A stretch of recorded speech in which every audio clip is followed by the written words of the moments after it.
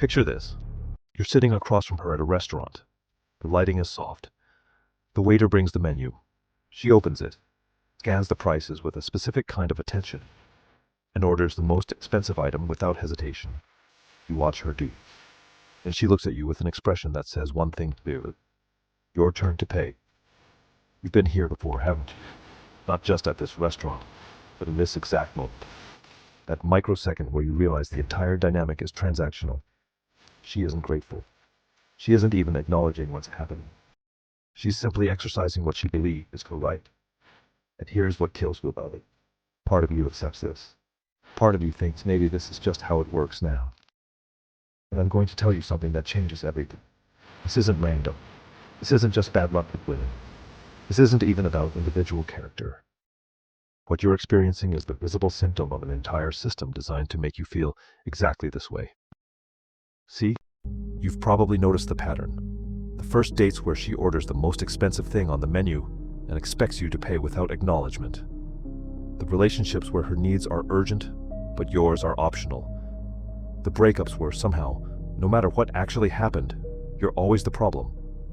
The dating profiles that read like shopping lists with nothing offered in return. Most people think this is about finding better women, better choices, being more selective. They think the answer is personal. They're wrong. What if I told you that the entitlement you're seeing isn't emerging from nowhere? What if every frustrated woman you've dated, every impossible expectation, every one-sided dynamic was being actively cultivated by forces much larger than any individual person? Music, slight crescendo. Not by conspiracy, not by malice, but by something far more powerful and far more invisible, economics. Let me break down how the system actually works. And I want you to understand, this isn't cynicism. This is observation. The system, the combined machinery of government, corporations, media, and cultural institutions, operates on a single principle: economic incentive. Things happen when they're profitable. Things don't happen when they're not. No one is sitting in a room plotting against you. There's no secret meeting where executives decide to destroy masculinity or corrupt women. That's not how it works. It's far more subtle and far more devastating. Consider what happens when a relationship ends. One household becomes two. One mortgage becomes two mortgages. One utility bill becomes two utility bills. One furniture set becomes two furniture sets. Lawyers start making money. Therapists start making money. Dating apps get fresh subscriptions. The divorce industry springs into action, like a machine suddenly activated. Now consider a stable, long-term relationship. What does that produce economically? Shared expenses. Fewer purchases. Less consumption. More saving. Two people building something together rather than two people destroying what they had and starting over. From a pure economic standpoint, my brother, a happy couple is less profitable than two miserable singles desperately trying to find connection. This doesn't mean anyone is deliberately sabotaging relationships, but it does mean there's zero economic incentive to promote stability. The dating app doesn't want you to find the one. It wants you to keep swiping, keep paying, keep coming back. Social media doesn't want you content in a relationship. It wants you scrolling, comparing, feeling inadequate, buying things to fill the void. The dysfunction you're experiencing isn't a bug, it's a feature. Consider the wedding industry. Billions of dollars spent on ceremonies that last hours for marriages that increasingly don't last years. The average wedding in this country costs over $30,000. Nobody profits from telling you to keep it simple. Everyone profits from convincing you that you need the perfect dress, the perfect venue, the perfect photographer, the perfect Instagram moment. And then when the marriage fails, and statistically, it likely will, the divorce industry is waiting with open arms. Asset division, child support payments, two households instead of one, more lawyers, more therapists, more dating apps. This creates a culture where the transaction is emphasized over the relationship, where the wedding matters more than the marriage, where the appearance of love generates more revenue than the reality of it. The system is literally programmed to destroy stability and reward chaos. Here's something that should terrify you about how much power these systems actually have. Want proof that the system can move quickly when it wants to? Look at what happened during the pandemic. Within weeks, not months, weeks, entire economies were restructured. Laws were changed. Behavioral mandates were implemented. Trillions of dollars were mobilized. supply chains were completely redirected. The machinery of government and industry proved it could pivot on a dime when there was sufficient incentive. Now compare that speed to any issue affecting families and relationships. Divorce reform? Decades of nothing. Family court bias? Still waiting. Support systems for struggling fathers? Minimal movement. Mental health resources for men? Underfunded and overlooked. Custody bias that statistically favors mothers regardless of circumstances? Ignored. The disparity tells you everything you need to know. The system can act fast when it wants to. It doesn't want to act on these issues because there's no profit in solving them. In fact, there's enormous profit in keeping them broken. Broken families create consumers. Lonely people buy more. Anxious people are easier to manipulate. Stable, content, connected people are economically inconvenient. They're not buying, they're not scrolling, they're not desperate. Now let's talk about what's actually being normalized in your culture right now. Not what's being debated, not what's being criticized, what's quietly being accepted as just how things are. Watch what gets rewarded on social media. Not substance, not depth, provocative content, chaotic relationships, material obsession, shows that glorify relationship dysfunction, music that celebrates materialism and transactional dynamics, dating shows that treat relationships like competitions. And here's the crucial part. None of this is accidental. It's all profitable. Let me give you a scenario. A young woman in 2024 discovers she can make $500 in a night posting provocative content online. Maybe she needs money. Maybe she just realizes it's possible. What does she learn about her value? Not her intelligence, not her character, not her potential for building something meaningful, her monetary value. She learns that her appearance, her sexuality, her willingness to perform, that's what the market rewards. I knew a guy, call him Marcus, who dated a woman with a massive social media following. She spent 3 hours a day on her phone, creating content, engaging with strangers, optimizing for likes. When he tried to connect with her in real life, he was competing with the dopamine hit of thousands of followers validating her. Her brain was literally hardwired to seek that validation instead of seeking him. The relationship failed because her reward system had been reprogrammed. When relationship chaos gets millions of views, but quiet stability gets ignored, what behaviors get reinforced? The chaos. Always the chaos. The culture isn't reflecting human nature. It's shaping it. It's actively molding human behavior in directions that serve economic interests rather than human flourishing.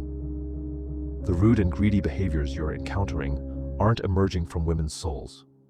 They're being cultivated, rewarded, and normalized by a system that profits from them. Think about what a young woman absorbs from culture by age 25. She's been told she's a queen who deserves everything.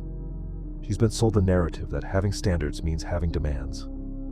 She's been taught that men should prove themselves through spending and performance.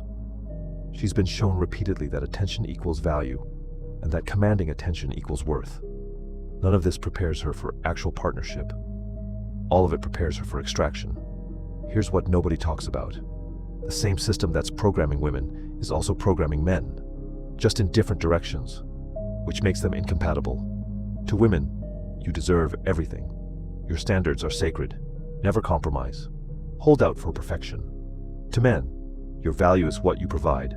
Love is something you earn through performance. Your needs are secondary. Accept whatever treatment you receive because you're lucky to have someone. Both genders are being loaded with scripts that guarantee failure. Let me tell you about James. Good guy, decent job, emotionally available, maybe too available. He met a woman who was bright and ambitious but also deeply anxious. She'd been absorbing content about red flags her entire life. Every time James did something vulnerable, she interpreted it as weakness. Every time he asked for emotional support, she felt burdened. Every time he tried to be equals in the relationship, she felt he was failing to lead. He was operating from one script. She was operating from another. They were both following rules they didn't even know they'd internalized. The relationship was doomed before it started. Here's the dark part that needs to be said out loud. Men's emotional vulnerability makes them susceptible to destruction. Men fall hard. When a man becomes emotionally attached, he often becomes irrational about it. The exploitation isn't personal, it's neurological. When you don't understand your own brain chemistry, when you don't recognize that you're being triggered, when you don't have the tools to step back and observe your own attachment patterns, you become a mark. And women aren't immune to this either. The programming affects them differently. Society still promotes this idealized vision of marriage. Two people building a life together, growing old as partners, creating stability for children and community. But here's the thing that nobody says out loud. That vision is economically incompatible with the modern system. A stable marriage generates relatively little economic activity. The couple shares resources, lives within their means, saves for the future. They're not constantly churning through new relationships, new living situations, new purchases to cope with instability. The system tells women it wants them to find lasting love, but the incentive structure tells a different story. It's saying, hold out for perfection. Don't settle. Your standards are unlimited. Never compromise. So they hold out, well into their 30s, into their 40s, and the years pass. The men who might have partnered with them are gone. The biological window closes, and suddenly they're alone and confused about how they got there. Record numbers of women in their late 30s and 40s are single, childless, and confused. They followed the script they were given. The script failed them. Everyone is losing. The system produces bad outcomes for everyone, except the people profiting from the dysfunction. Let's talk about something a lot of men feel but hesitate to say out loud. The sense of being played. Modern dating often feels like a completely one-way transaction. Men are expected to provide financially, emotionally, practically. The expectations flowing the other direction seem minimal or optional. He pays for dates, but suggesting she should pay makes him cheap. He provides emotional support, but his emotional needs are too much. He's expected to lead, but leading is controlling. He's expected to be vulnerable, but vulnerability makes him weak. The rules seem literally designed to be unwinnable. Whatever he does is wrong. Whatever he gives isn't enough. The goalposts move constantly. He shows up late. He's irresponsible. He shows up early. He's needy. He's ambitious. He's ignoring her. He prioritizes the relationship. He lacks drive. This frustration is valid, but understanding where it comes from is crucial. These dynamics aren't created by individual women being evil or malicious. They emerge from a culture that has taught everyone confused and contradictory things about what relationships should be. Everyone is operating from broken scripts they didn't even write. He thinks he's supposed to lead. She thinks leadership is oppression. She thinks he should express emotions. He's been taught emotions are weakness. He expects partnership. She expects to be pursued indefinitely. The mismatches are endless. Until culture develops new shared frameworks or until individuals consciously create their own, the chaos will continue. And here's what's crucial. The exploitation isn't personal. It's systemic. And recognizing that is the first step toward not being destroyed by it. I want you to understand something about the people who are directly responsible for poisoning expectations on a mass scale. There's an entire industry of influencers, pseudo-psychologists, and relationship experts whose entire business model depends on keeping their audience anxious, single, and consuming content. They promote unrealistic standards. They encourage women to see every male behavior as a red flag. They frame normal relationship friction as abuse. They validate every grievance while promoting zero self-reflection. They tell women they deserve everything while owing nothing in return. This content gets engagement because it tells people what they want to hear. It's psychologically satisfying. Your problems are everyone else's fault. Your standards are completely justified no matter how unrealistic. You're a victim rather than a participant. You don't need to change. Everyone else does. The result is a generation of people entering relationships with completely warped expectations, trained to see threats everywhere, primed to bail at the first sign of difficulty, incapable of the vulnerability and compromise that actual relationships require. The influencers benefit from this. The platforms benefit from this. The individuals consuming this content end up alone and confused, wondering why their relationships keep failing. I knew a woman, Sarah, who consumed relationship content obsessively. Every video told her the same thing. Be more selective. Demand more. Never compromise. She dated several genuinely good men, but she was looking for perfection. She was primed to see red flags in normal human behavior. She'd end relationships after a few months because he wasn't meeting some impossible standard she'd internalized. Last I heard, she was in her early 40s, still single, and the content she was consuming had evolved to validate that as empowerment rather than a failure of strategy. When you encounter someone with impossible standards, constant suspicion, and zero accountability, understand what's happened to them. They've been programmed. The messaging runs deep. The neural pathways have been rewired by repetitive consumption of content designed to keep them anxious and dissatisfied. And by the way, men have their own version of this toxicity. Content that promotes using women, avoiding commitment, treating relationships as purely transactional. The manosphere can be just as damaging to healthy relationship formation as what I've described. Both sides are being fed content that makes them worse partners. Both sides are being trained to see the other as adversaries rather than potential allies. The influencers profit from the conflict. The platforms profit from the engagement. And real people end up alone, wondering why connection seems impossible. Here's where we land.